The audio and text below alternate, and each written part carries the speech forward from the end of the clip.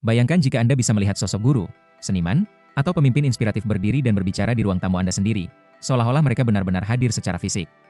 Itulah yang ditawarkan teknologi konten 3D hologram. Ini bukan lagi adegan di film fiksi ilmiah, melainkan kenyataan yang mulai masuk ke genggaman kita. Melalui prinsip holografi, cahaya diatur sedemikian rupa untuk membentuk gambar 3 dimensi yang bisa dilihat dari berbagai sudut tanpa perlu kacamata khusus. Di platform seperti YouTube, format ini akan mengubah cara kita menonton, belajar, dan berinteraksi dengan konten digital. Otak manusia sebenarnya sudah dirancang untuk menerima informasi 3 dimensi. Setiap hari, mata dan sistem saraf kita bekerja sama untuk menangkap kedalaman, jarak, dan ruang di sekitar kita. Konten 2D di layar datar sebenarnya adalah bentuk kompromi teknologi yang membatasi potensi persepsi alami kita. Dengan hologram, konten dapat disajikan dengan kedalaman yang nyata, gerakan yang hidup, dan kehadiran yang hampir fisik.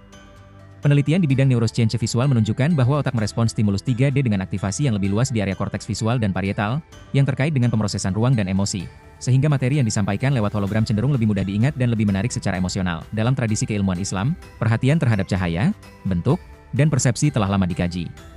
Ilmuwan seperti Ibn al-Haytham pada abad ke-10 Masehi sudah meneliti bagaimana cahaya membentuk gambar dan bagaimana mata menafsirkannya. Karyanya menjadi fondasi bagi optika modern dan prinsip holografi. Al-Quran juga banyak mengisyaratkan keajaiban penciptaan bentuk dan ruang, seperti dalam penciptaan manusia dari tanah yang kemudian diberi bentuk yang sebaik-baiknya. Teknologi hologram, dalam sudut pandang ini, bisa dilihat sebagai upaya manusia untuk memahami dan meniru kompleksitas ciptaan Allah dalam bidang visual. Aplikasi konten hologram di YouTube dan platform digital lainnya sangatlah luas. Misalnya, pelajar bisa melihat model organ tubuh manusia dalam bentuk 3D hologram yang bisa diputar dan dibedah virtual. Seniman bisa memamerkan karya patung digital di ruang virtual yang bisa diakses dari mana saja. Ulama atau motivator bisa hadir secara holografik dalam acara pengajian atau seminar tanpa harus bepergian jauh. Bahkan, konten hiburan seperti konser musik atau pertunjukan teater bisa dinikmati dengan pengalaman seperti hadir langsung. Ini membuka peluang besar bagi kreator konten di Indonesia untuk berinovasi dan mengeksplorasi bentuk penyampaian yang belum pernah ada sebelumnya. Masa depan YouTube tidak lagi tentang layar datar, tapi tentang ruang yang hidup.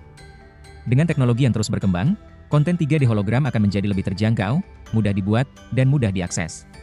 Tantangannya kini adalah bagaimana kita sebagai pencipta dan penonton siap menerima perubahan ini, serta memanfaatkannya untuk hal-hal yang positif, edukatif, dan mempersatukan. Konten hologram bukan hanya alat untuk hiburan, tapi juga jembatan untuk menghubungkan orang, pengetahuan, dan pengalaman dengan cara yang lebih manusiawi dan mendalam. Ilmu tanpa amal seperti pohon tanpa buah, dan amal tanpa ilmu seperti perjalanan tanpa tujuan. Imam Al-Ghazali.